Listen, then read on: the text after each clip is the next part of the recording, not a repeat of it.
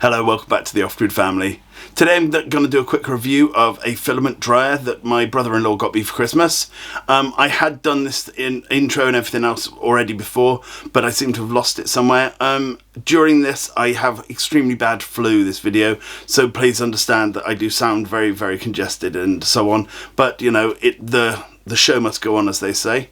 Before I get on though, I'd like to thank my patrons. Thank you guys for making all of this worthwhile.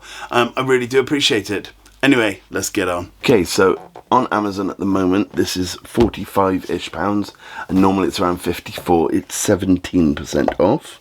And this is basically says about that you can do 3D printing while it's in the container and while it's being dehydrated.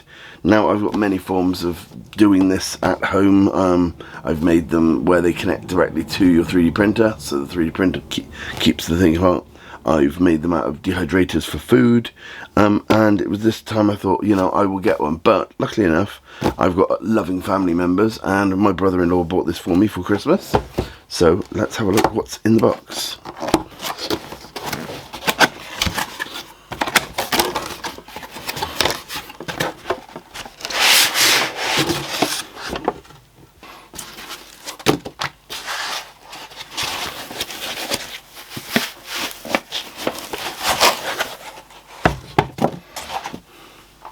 Okay, let's have a look at what's actually in here.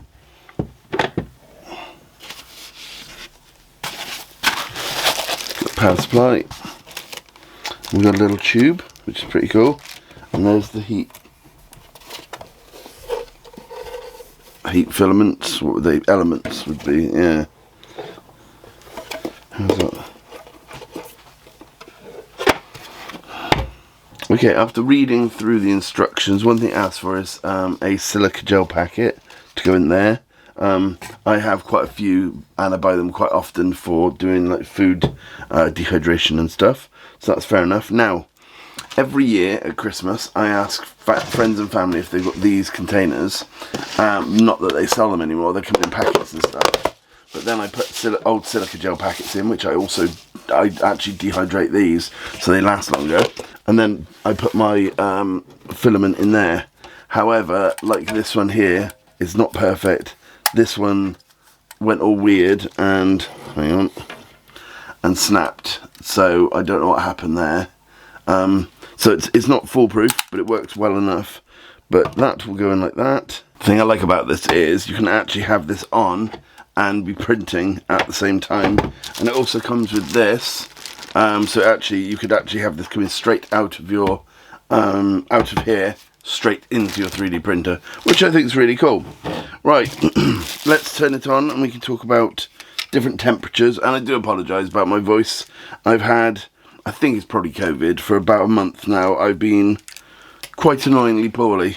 Okay, it plugs in at the back. Okay, I've placed it up in this sort of angle just to show you, but turn it on. And the first thing we get onto is temperature, and you press the mode button and it will take you to time. So if we go to, let's say we want it on for 12 hours. 12 hours, press mode, and then you've got 3 different temperature settings. I think this is what I've read. You got number 1, 2 and 3, let's see. Yeah. Okay, so you got 1, 2 and 3, well, and 0, which is off. Number 1 is for PVA. Number 2 is for PLA and PLA+. Number 3 is for TPU and PP. And then 3 is for things like ABS, right? And the temperatures are... I'm going to put a little thingy up just here, rather than telling you which bit's what. So let's move this over. And with the power of editing... Oh, it's beautiful, isn't it? Okay, so... I'm going to put this on number... I'm going to actually put it on number 1, and I'm going to leave it for a good couple of hours. One thing I have noticed though, it's got no moisture levels. It doesn't tell you what moisture levels are, whereas the one I built actually did. But other than that, you know, I'm just going to leave it like that, and it's relatively quiet.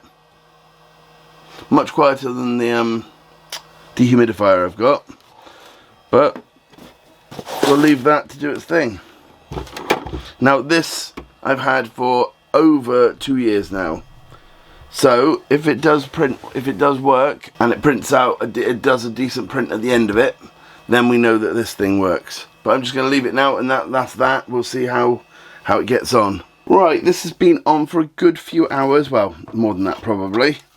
And I'm just going to check on it now. Now, when I put it in, it was very, very fragile, very breakable, very brittle. And now it actually bends. Well, I'm quite surprised by that. I expected it to be... This wasn't on anywhere near as long as my homemade one would need to have been. So let's give it a go then. Let's see how we get on with it. Let's do some 3D printing.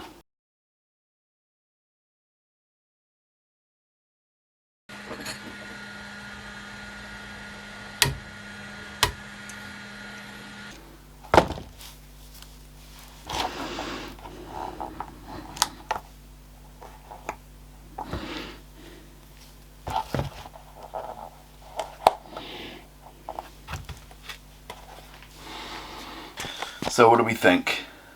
Mature enough or not? I think these are better, so I will have to make another pair for this side. The fact that this allows you to literally dry and print straight from one to the other, I think is absolutely brilliant.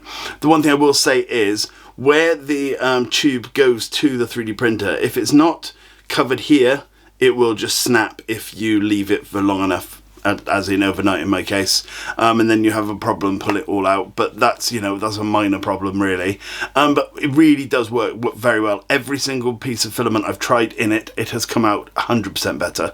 I've got filament that I bought when I first bought my 3D printer, and we're talking 5 years ago now, and I can still dry it in this and it still works. It's still not the best thing in the whole world, but it does still work, you know, compared to you know, trying to chuck it through. Normally it would just snap to pieces and it just wouldn't work at all. So yeah, definitely worth buying. There's loads of different ones out there, you know, just have a look through which ones you want. If you like the look of this one, then I will put a link in the description. But anyway, thank you so much for watching. I'll see you again soon. Bye for now.